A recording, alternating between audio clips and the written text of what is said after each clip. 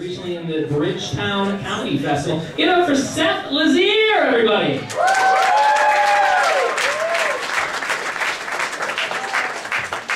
Hello, masses. Oh, man, isn't this great? Don't you guys just love comedy? Every time I'm on stage, every time I'm on stage, oh, I love it. It's just like sex. There's a giggle here and there, and then my self-esteem is lowered.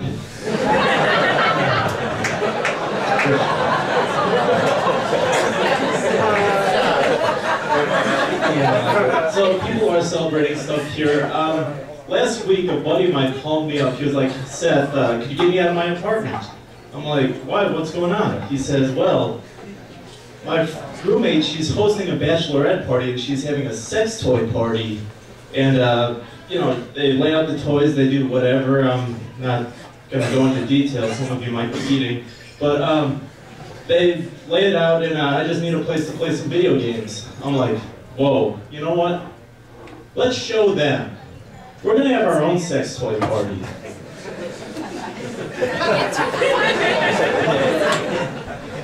After the bagel, we ran out of ideas. Alright, let me tell you about my, a couple of my jobs.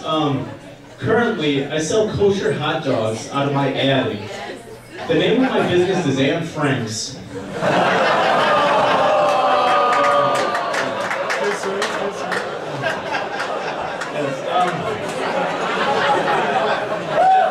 Thank you.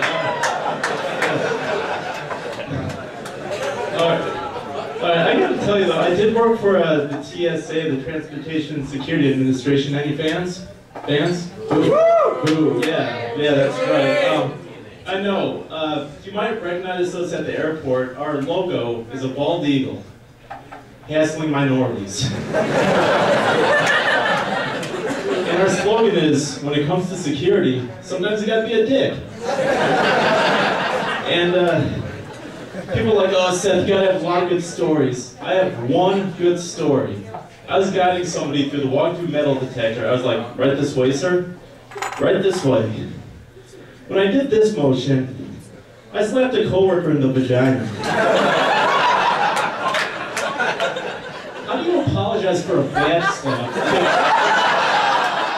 There's really no greeting card with a little dog on it that says, oh wow, sorry for the badge slap. And flowers are a bit pricey. It's one of those things, it's like if a tree falls in the forest and one of the branches just happens to slap a moose in the vagina, what do you do, really? Oh my God. Alright, I live out in Seattle now. Originally, I'm from Milwaukee. And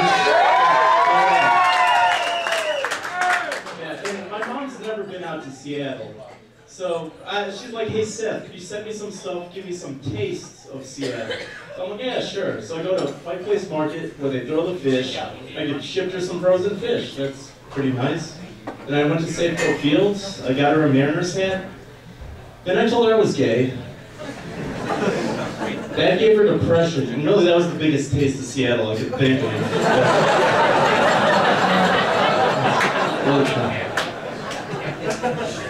And really the biggest difference between Seattle and Milwaukee, it's in Seattle, well in Milwaukee, I mean, people don't kill themselves as often as they should. In Seattle it's I'm sad, I'm depressed, pills, done. In Milwaukee it's I'm sad, I'm depressed, fried cheese, then heart attack, a couple years down the road, then done. It's more of a gradual suicide. It's, you know, it's for survival at first, but really it works against you. It's sort of, it's one of those circle things.